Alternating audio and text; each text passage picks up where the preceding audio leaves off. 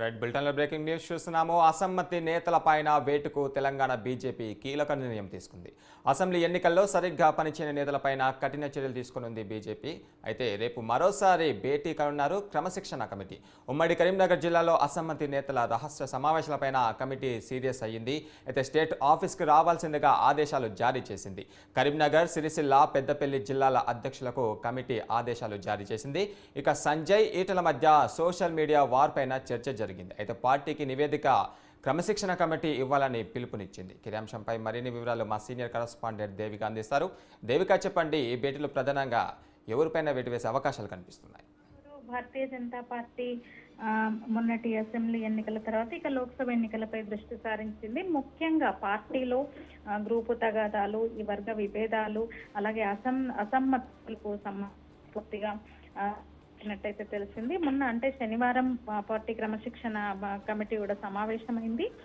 Social media war, కొందరు ముఖ్య నేతల మధ్య సోషల్ మీడియా వార్ జరుగుతున్న నేపథ్యము, అలాగే అసమ్మతి నేతలు కొన్ని చోట్ల సమావేశమయ్యారు. అలాగే ఎంపీ యాస్పిరెంట్స్ కొందరు వ్యతిరేకంగా, పార్టీకి వ్యతిరేకంగా, స్థానిక నాయకత్వానికి వ్యతిరేకంగా సమావేశమయ్యారన్న సమాచారంతో పార్టీ నివేదికలు ఎక్కడికక్కడ నివేదికలు తెప్పించుకున్నట్టు కమిటీ అయితే తెలిసింది. మరొకసారి రేపు 3వ తేదీన పార్టీ క్రమశిక్షణ కమిటీ సమావేశం కానుంది.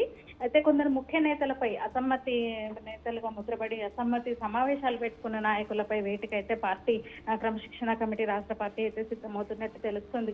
ఈ మేరకు ముఖ్యంగా కరీంనగర్ జిల్లాకు సంబంధించి అటు బండి సంజయ్, ఈటల మధ్య కొంతకాలంగా సోషల్ మీడియాలో వార్ అయితే నడుస్తుంది.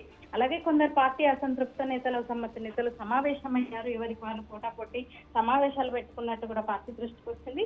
దీంతో కరీంనగర్, పెద్దపల్లి, సిరిసిల్ల అంటే ఉమ్మడి జిల్లాకు చెందిన కొందరు నాయకులను రేపు పార్టీ ఆఫీస్కి రావాల్సిందిగా క్రమశిక్షణ కమిటీ ఆదేశాలు జారీ చేసినట్టయితే తెలిసింది. రేపు ఒక కీలక సమావేశం జరగనుంది. దాని ప్రకారం రాష్ట్ర పార్టీ క్రమశిక్షణ కమిటీ నివేదిక ఇవ్వనుంది. Thank you Devika.